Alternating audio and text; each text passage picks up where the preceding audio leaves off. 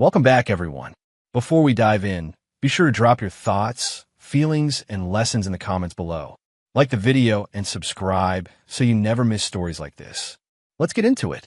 The cruelest thing Zaria Lennox ever did was lift her champagne at a packed, candlelit table in Silver Spring, Maryland, smile like she was doing me a favor, and announce, "Don't mind Kaimani. He's sweet, but he's classless." Then she laughed, soft, controlled, so her family and friends could laugh with her. My throat tightened, but my face didn't move. I didn't argue. I didn't plead. I reached into my jacket, placed the ring box on the white tablecloth beside her water glass, slid it toward her like a final receipt, and stood up. Here's how it happened. My name is Kaimani Rowe. I'm a programmer. Quiet confidence, calm habits, and a mind that sees patterns before people realize they're repeating. I don't show emotion. I don't beg for respect. I work, I listen, I observe, and when something isn't right, I don't announce it, I adjust. That's why the early days with Zaria felt like a miracle. She was magnetic in public, charming, witty, glowing like a room should be lucky to have her. She called herself an entrepreneur with the kind of certainty that made people lean in. And when she chose me, she made it feel like a prize. We met at a rooftop game night in Washington, D.C. Warm breeze, string lights, music low enough to talk over. I showed up in a clean hoodie and crisp sneakers, holding a bottle of ginger ale. Zaria looked me up and down like she was amused by me, then smiled like she'd already decided I was hers. "You don't drink?" she asked, laughing. I said I do, just not in rooms where people are already making bad decisions. She laughed so hard she grabbed my arm and said, "Okay, Code Man, you're annoying." And for the first time in a long time, I felt chosen for something real. Those months were light, funny, warm. We'd do late-night Waffle House runs in College Park, and she'd narrate the whole menu like she was hosting a show. "Look at this. Hash brown scattered, smother covered. This is art." I'd tease her about her dramatic delivery, and she'd shove my shoulder, smiling. She'd steal fries off my plate and pretend she didn't. I'd catch her hand, and she'd whisper, "You see everything." I did. But back then, what I saw made me feel safe, like she was bright in a way that wasn't dangerous. She had big plans and big energy. Zaria ran a small lifestyle brand, candles, self-care kits, pop-up events. She talked about growth like it was guaranteed. "I'm building an empire," she'd say, leaning over my laptop as I worked. Everybody's going to know my name. I liked her ambition. I liked how alive she was. When she was stressed, she'd call and say, "Talk to me, Codeman, make my brain quiet." I'd tell her random facts or make terrible jokes until she laughed. Then she'd soften and say, "I don't know why you calm me down, but you do." The first crack was small enough to ignore. A Sunday brunch in Hyattsville with her friends. Someone asked what I did, and before I could answer, Zaria waved her fork and said, "He types all day, like for money." Her friends laughed politely. I smiled and said, "Software engineer. I build systems." Zaria grinned like she caught me trying too hard. "See," she said, "he always tries to make it sound fancy." It was said like a joke, but it landed like a label. You're not impressive. You just dress it up. In the car, I kept my voice even. I didn't love that. Zaria stared out the window, bored. "Oh my God, you're so sensitive." It was a joke. Man up. I watched her say it like it was nothing. No apology. No curiosity about how it felt. Just a quick dismissal and a demand that I swallow it. I let it go once. I told myself she was joking, that everyone teases, that she didn't mean harm. But my mind filed it away like a note in a system log. Pattern detected. The romantic parts stayed strong at first, which made the disrespect confusing. We'd dance in my kitchen in Tacoma Park while rice cooked, and she tried to sing old R&B like she invented it. She'd put my hands on her waist and say, "You're too serious. Loosen up." I'd laugh and tell her, "I'm perfectly loose." She'd roll her eyes and say, "Lies." Then she'd kiss me and whisper, "I like you the most when you're quiet." I didn't realize that sentence had two meanings, one sweet, one controlling, until later. When she asked me to build a simple prototype app for her brand, nothing huge, just a clean demo for investors, I did it because I loved her and because I'm good at what I do. Zaria sat beside me, pretending to understand my screen. "So you're basically hacking the internet," she said. No, I replied, smiling. I'm building a login page. She kissed my cheek and called me her genius. I set up the project under accounts I controlled, not because I didn't trust her, because paperwork matters, and I liked clean ownership. She kept saying she'd get to it when I asked about agreements. The next trigger showed up, wearing insecurity. Zarya started playing with my phone. At first, it was childish, snatching it while I washed dishes and running away giggling. Then one night, she sat on my couch in Tacoma Park, my phone in both hands, eyebrows tight. "Who is T?" she asked. "Trey, my co-worker." She scrolled like she didn't believe me.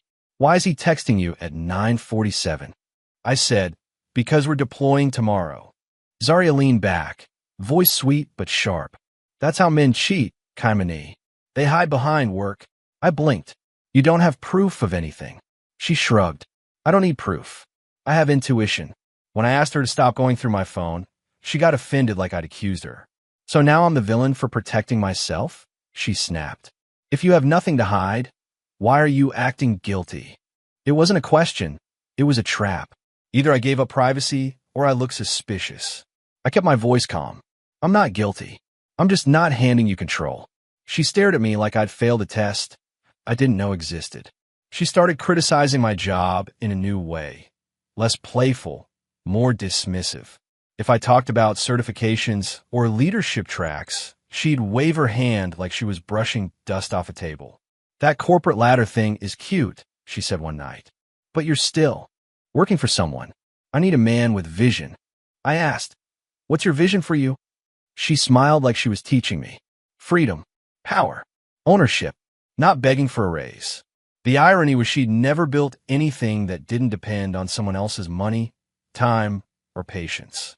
But she talked like she was already a mogul. We got engaged because I believed in the best version of her. I proposed on a quiet walk near the waterfront in National Harbor, the air cold enough to make her laugh at how my hand shook. She said yes fast, almost too fast, and posted a photo that night with captions about alignment and elevating. For a week, she treated me like her favorite person again. Then the tone shifted, subtle at first. She started correcting me in front of people. "That's not how you say it," she'd cut in. "No, that's not what he means." If I looked confused, she'd squeeze my knee under the table to be quiet. Her family became part of the disrespect.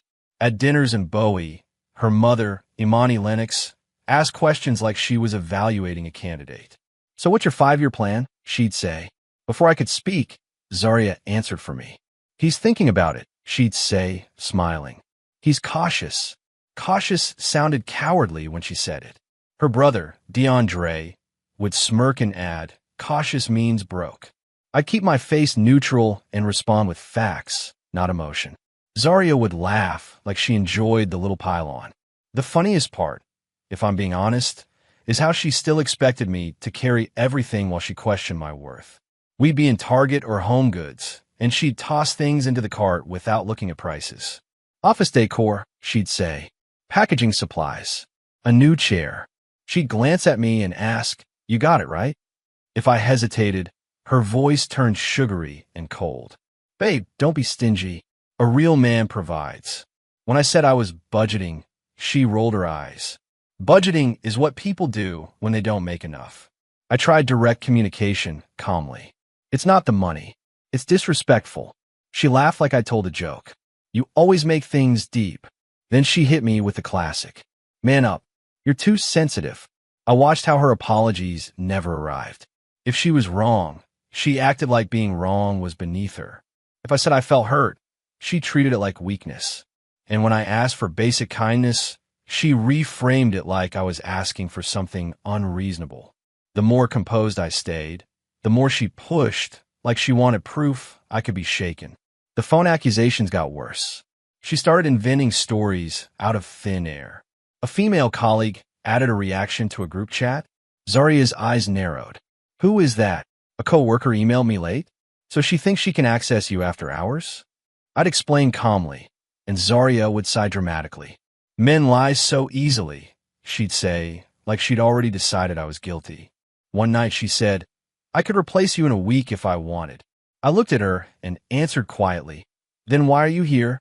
She blinked, annoyed, like she didn't expect me to question her power play. The disrespect started showing up in public more often. At an event in Arlington, Zarya introduced me to someone and said, "This is Kaimani. He's stable." The way she said stable sounded boring. Like safe. Like small. I smiled and shook the person's hand.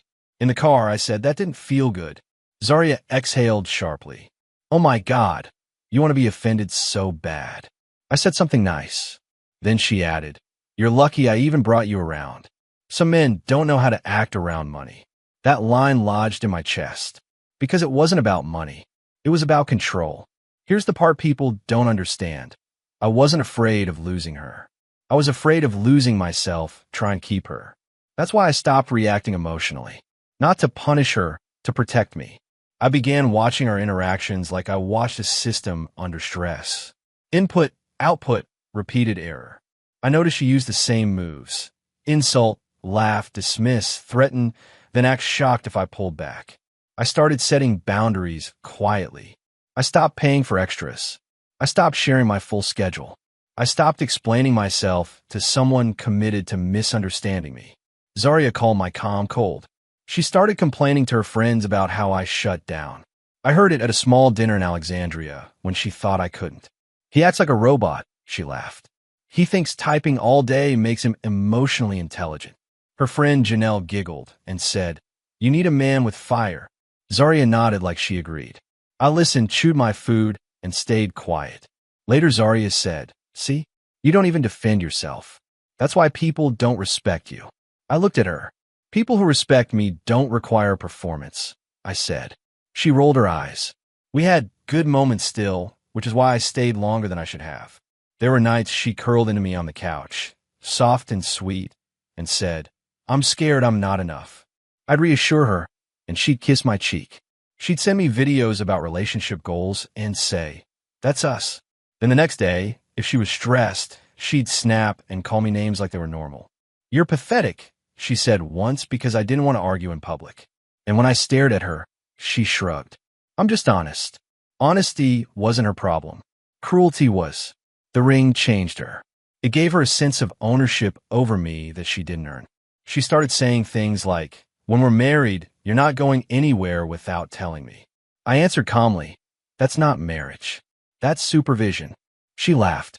"You see, you always want to debate. Just do what you're supposed to do." Her favorite phrase became, "A man should. A man should pay. A man should lead. A man should take it. A man should handle disrespect without feeling disrespected." And anytime I asked what she thought a woman should do, she'd say, "I'm not doing gender roles. I'm getting results." The business prototype became another lever. Zarya started acting like my skills belonged to her brand. She'd say things like, "my app," when she meant the app one built. She'd correct people. "We built it," she'd say, but her eyes would slide away from me like she didn't want anyone noticing my role. When I brought up ownership documents again, she frowned. "Why are you being so transactional?" she asked. "We're about to be married." I said, "That's exactly why it should be clean." She scoffed. "You don't trust me." I answered, "Trust isn't the opposite of clarity." She didn't like that. One night in my apartment, she went through my laptop bag and pulled out a notebook where I'd written down goals and timelines. She held it up like evidence. "What is this?" she demanded. "Planning," I said. She flipped pages. "Why didn't you tell me you're applying for a new position?" I looked at her. "Because you turn everything into a fight." She threw the notebook on the couch. "So you're sneaking now." I kept my tone steady. "I'm protecting my peace." Zarya stared, then smiled like she'd found a new strategy. "I can do better than you, Kaimani." She said it like a promise. When she was wrong, she never apologized. She rewrote history. If she insulted me, it became a joke. If she crossed a boundary, it became your insecurity. If she threatened to leave, it became motivation. And when I refused to argue, she accused me of not caring. I started answering her with calm truth. "I care. I just won't beg." That made her angry because begging would have confirmed her power. The more stable I stayed, the more she escalated, like she needed a louder reaction to reassure herself that she could still move me. The night of the restaurant came after weeks of tension. Zarya wanted a celebration dinner, because she had a pitch coming up with a small investment group. She invited her family and friends like it was a performance. Wear something nice, she told me. This matters. I wore a clean dark jacket, simple watch, neat shoes, nothing loud. Zarya arrived in a sharp dress, hair flawless, smile polished. In the car she said, "Please don't embarrass me." I looked at her. "I've never embarrassed you." She replied, "Exactly. Keep it that way." The restaurant was dim and expensive, full of soft laughter and clinking glasses. Her people filled the table like a panel. Imani at the head, DeAndre beside her, cousins and friends spread out, Janelle across from me with a smirk that never left. Zarya introduced everyone, shining. When it was my turn, she said, "This is Kaimani. He's in tech. Not my fiancé. Not the man I love. Just a category. Like I was a tool." Then DeAndre looked at my plate and said, "You eating that? You sure you can pronounce it?" Laughter. Zarya laughed too. I smiled lightly and kept eating. Zarya leaned close and whispered, "Relax. They're just playing." Then, when the conversation moved to business and money, someone asked me what I thought about investments. I began explaining calmly, diversifying, planning, not overextending. Zarya cut in mid-sentence with a bright laugh. "He's so cautious," she announced. "That's why I have to push him." Then she turned to the table and delivered the line like she practiced it. "Don't mind him. He's sweet, but he's classless." And she laughed like she'd just told the best joke of the year. The table responded like she expected. Janelle snorted. DeAndre shook his head. Someone murmured, "She's keeping you honest." Imani gave a satisfied look like her daughter had confirmed what she already believed. I looked at Zarya's face, perfect smile, eyes glittering, not a hint of regret, and I felt something click into place. Not heartbreak, clarity. I realized she didn't want a partnership. She wanted an audience and a servant. She wanted someone to finance her image and absorb her disrespect without consequence. At that moment, I didn't feel anger. I felt finished. I reached into my jacket. The ring box was smooth in my palm, like it had been waiting. I placed it on the table beside her glass, slid it toward her slowly, and stood up. Zarya's smile froze. "Kim, what are you doing?" she whispered, still trying to keep the room from noticing. I looked at her, then at the table. My voice stayed calm, clear. "You're right," I said. "I don't belong at this table." Then I turned and walked out. No shouting, no insults, just an exit that spoke louder than any speech. Outside, the air felt cold and clean. The parking lot lights buzzed faintly. I sat in my car and stared at my hands on the steering wheel until the shaking passed. I didn't cry. I didn't rant. I just breathed like someone who'd been underwater too long and finally surfaced. My phone vibrated once, then again, then again. Zarya, Zarya, Zarya. I let it ring. Not out of spite, out of discipline.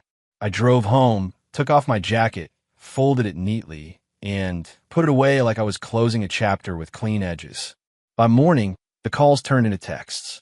"Zarya, you embarrass me. Zarya, you're really going to ruin everything over a joke? Zarya, answer me. Zarya, my pitch is in 2 days." That last line told me more than her whole speech at the table. Not "I'm sorry." Not "I hurt you." Not "I crossed a line." Just panic about her outcome. She didn't miss me. She missed control. I replied with one sentence. "Don't contact me unless it's about returning my things." She didn't respond to that. She called again. That afternoon, she showed up at my place in Tacoma Park like she owned the door. I opened it and stood in the doorway. Zarya's eyes were glossy, hair perfect, voice soft like she was auditioning for forgiveness. "Please," she said. "I didn't mean it like that." I kept my tone even. "You said it clearly." Her face tightened. "So you're punishing me?" I shook my head once. "No, I'm responding." She tried to step closer. "You're really going to throw us away?" I looked at her calmly. "You threw it away at that table." I just stopped picking it up. The softness fell off her face like a mask. "You're acting like you're perfect," she snapped. "Like you've never embarrassed me." I answered, "I never tried to make you small to make myself big." Zarya scoffed. "You're being dramatic." I watched her flip between apology and attack, searching for what would work. Then she landed on what she thought was leverage. "Fine," she said coldly. "If you walk away, Don't come crying when you realize you can't do better than me. Her voice sharpened. I can replace you. I stared at her and said quietly, then replace me. She left, slamming the car door hard enough to echo down the street. I didn't chase. I sat down at my desk, opened my laptop, and worked. Not because I was heartless, because I was focused. That night, I reviewed everything connected to Zarya's prototype: repositories, accounts, permissions, hosting, access tokens. Clean systems don't allow unclear ownership. I had asked her for paperwork more than once. She avoided it every time. So I documented my contributions, saved copies of messages, and separated what belonged to me from what belonged to her. Quietly, legally, the same way I do everything that matters, carefully. The next day, she called from a different number. Her tone was sweet again. Kamini, can we talk? I answered calmly. Talk about what? She sighed. I'm stressed. I didn't sleep. My family is on me. I said, that's not my problem. She went quiet, then tried another angle. You know I love you. I replied, love doesn't look like public humiliation. She exhaled sharply. So you're really going to do this right before my pitch? There was again. Not remorse. Timing. Outcome. Control. 2 days later, I heard through someone I trusted, an old friend who knew one of Zarya's friends, that her pitch meeting didn't go the way she planned. Not because anyone canceled her. Not because of drama. Because investors ask basic questions. Who owns the product? Who built the tech? Where are the agreements? What's the paper trail? Zarya had the charm, the slides, the confidence. But when they pushed for due diligence, she had smoke where she needed structure. And smoke doesn't hold value when money is on the line. It doesn't have to be loud to be devastating. Quiet questions can destroy a fantasy. That night Zarya called again, voice shaking.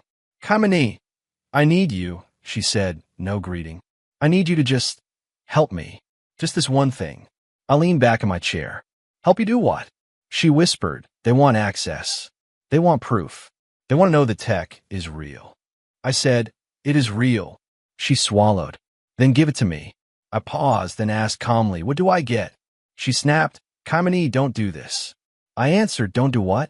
Ask for respect. She tried to cry. Then she tried to threaten. If you ruin this for me, I cut in gently. I'm not ruining anything. You built this on disrespect and assumption. She hissed, you're being petty. I exhaled. Zarya, you confuse my patience for permission. Silence. Then her voice turned small. So you're just going to watch me fail? I replied, I'm going to watch you face reality. She said, after everything I did for you? I answered, name one thing you did for me that didn't come with a price. She couldn't. I didn't sabotage her. I didn't delete anything. I didn't crash her dreams. I simply refused to hand over what I owned without proper agreements, something I had requested while we were together. I offered one clean option. A written contract, clear compensation for my work, clear ownership boundaries. Zarya scoffed like paperwork was an insult. You're disgusting, she spit. You were never on my level. I listened without reacting. Then I said calmly, and yet you're calling me. She hung up. The next morning, she sent a long text blaming me for everything. I didn't respond. The fallout didn't hit her publicly. It hit her privately, where pride can't hide behind smile. Without the investor money she expected, she had to cut plans, a bigger workspace, paid ads, inventory orders she'd bragged about. She started calling people asking for short-term loans. She posted quotes about betrayal and people not supporting your vision. But she never once said, I was wrong. Her friends still backed her publicly, but behind the scenes, even they got tired. Because it's easy to cheer for someone's dream until they start asking you to fund it. Zarya had always relied on applause. Now she needed structure. She didn't have it. Meanwhile, my life got quieter in a good way. I returned the ring to the jeweler and accepted what I could get back. It wasn't about the money. It was about closing the loop. I moved my things out of the storage unit I'd been paying for, boxes I didn't even realize were mine until I looked closely. I changed my routines, went back to the gym, cooked more, slept better. At work, I kept my head down and delivered. When you stop pouring energy into chaos, you suddenly have a lot of energy. Peace is productive. Zarya tried one more time, weeks later. She showed up outside my building, wearing the face she used when she wanted sympathy. "Can we talk?" she asked quietly. I stepped outside, but didn't invite her in. She looked at me like she was seeing a stranger. "You really just cut me off," she said, wounded. I replied, "You cut me down in front of people. This is just distance." She swallowed. "I was under pressure." I said, "You were under pressure the first time you called me classless too?" She flinched. "I didn't mean I held up my hand. You meant it enough to say it." She tried to pivot into romance, like the good memories could erase the damage. "You remember National Harbor?" she whispered. "You remember how we laughed?" I nodded once. "I remember." Her eyes shined like she was about to land the moment. "Then why are you doing this?" My voice stayed calm. "Because I also remember the part where you refused to apologize. The part where you checked my phone like I was a suspect. The part where you threatened to replace me. The part where you used your family like a weapon. That's not love. That's management." Zaria's face hardened. "You always think you're smarter than everybody." I replied, "No. I just finally listened." She took a step back like she was offended. "So what, you're perfect now," she snapped. "You're just going to go find some girl who worships you?" I said, "I'm going to find peace. Whether that includes someone else is secondary." Zaria laughed bitterly. "You'll regret this." I looked at her, steady. I regretted staying. That line hit her harder than anything loud could have. Her jaw tightened. "You're cold." I answered, "No. I'm done." She stared at me like she wanted me to chase her. When I didn't, she turned and walked away fast, shoulders stiff. After that, she tried subtler attacks. Mutuals, indirect posts, rumors. Someone told me Zaria said I was insecure and cheap. Another person said she claimed I stole her idea. I didn't defend myself to people who weren't there. People who know me know I don't move messy. And people who didn't know me weren't my concern. I focused on what I could control. I saved messages. I kept receipts. I protected my work and my name quietly. Then one day I got a message from an unfamiliar number, a potential business partner of hers, asking who owned the prototype. I answered with truth and documentation. Calm, clean, undeniable. That was the moment her karma fully matured. Not a public scene. Something worse for someone like Zaria, a private shift in how people trusted her. When investors and partners start asking questions, the charm stops working. Zaria could sell confidence all day, but she couldn't sell clarity she didn't have. She began losing opportunities quietly, calls not returned, meetings postponed, emails lost. The same way she used to dismiss my feelings, casually, quietly, without apology. The world returned her own energy in a language she couldn't argue with. And because she refused accountability, she didn't learn. She just blamed everyone else and kept spiraling. I didn't celebrate it. I didn't gloat. I didn't send messages like, "I told you so." That's not my style. My satisfaction came from something simpler. The sound of my own mind being quiet again. I could sit in my apartment and hear nothing but my refrigerator hum and the soft keys of my keyboard. No tension, no traps, no walking on eggshells. I realized I'd been surviving emotional weather every day with her. Sunny one hour, storm the next, always trying to predict it. Without her, my life wouldn't have been so exciting. It became stable. And stability is underrated until you've lived without it. One Saturday, I drove to Baltimore to take my mom to dinner, something I kept postponing when I was tangled up in Zaria's schedule. My mom looked at me across the table and said, "You look rested." I smiled. "I am." She didn't press for details. Black mothers don't always need the whole story. She just nodded slowly and said, "Peace looks good on you." That sentence sat in my chest like a blessing. On the drive home, I thought about how Zaria used to say I was stable like it was an insult. I finally understood. Stability is only boring to people who live off chaos. Months passed. At work, I got promoted. More responsibility, better pay, leadership track. I didn't post it. I didn't announce it. I told my close friends and kept moving. One night, I ran into Janelle at a coffee shop in downtown Silver Spring. She looked surprised to see me calm, clean, unbothered. She tried to smile. "Hey, stranger," she said. "Zaria said you've been difficult." I sipped my coffee. "Zaria says a lot." Janelle tilted her head. So you really left her? I nodded once. I left disrespect. She didn't have a comeback for that. She just blinked and looked away. The funny part is Zarya still believed she was the prize even after the consequences. That's the kind of confidence that isn't confidence, it's denial. I heard she started dating someone else quickly, someone flashier, someone she could post, someone who didn't ask questions. But the pattern doesn't disappear when the person changes. The pattern just finds a new target. And eventually, charm runs into reality again. That was Zarya's cycle. Shine, control, dismiss, threaten, then act shocked when people stop cooperating. I used to think if I loved her enough, she'd soften. I learned love doesn't fix entitlement. Boundaries do. One evening, almost a year later, Zarya sent a message from another number. No greeting, just a sentence. You ruined my life. I stared at it for a long moment, then typed a reply I never sent. I didn't owe her more conversation.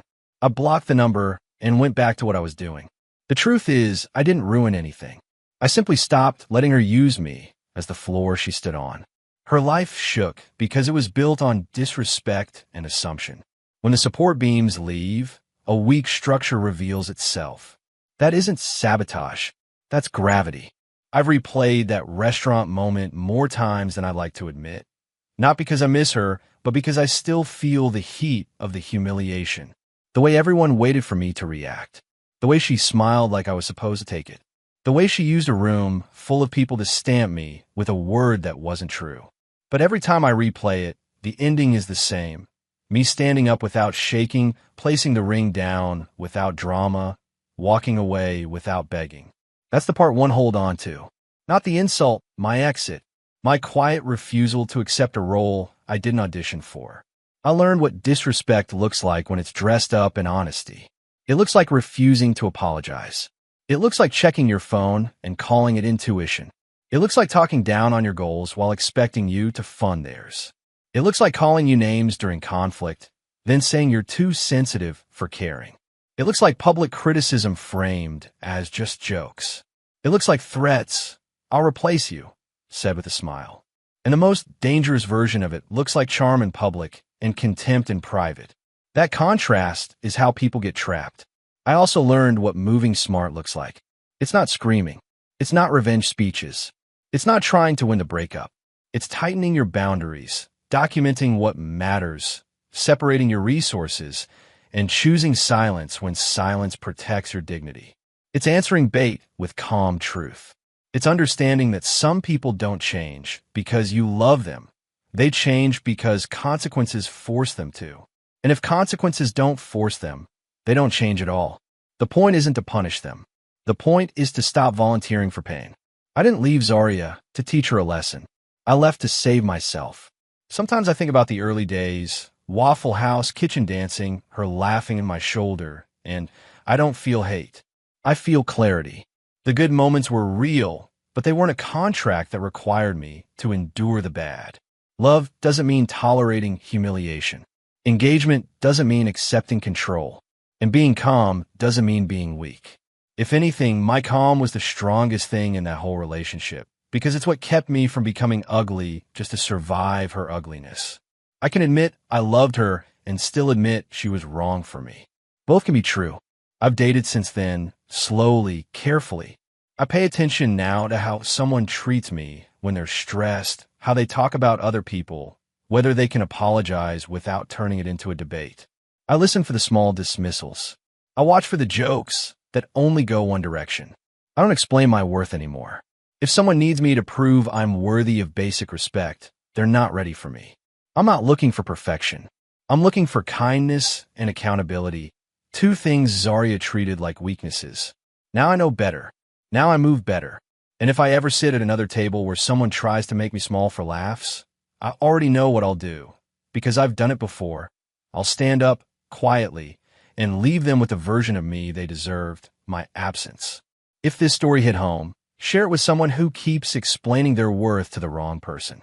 Subscribe for more real, calm comeback stories, where karma doesn't need noise, it needs paperwork and boundaries. And comment absence if you believe the strongest revenge is walking away without begging. The end.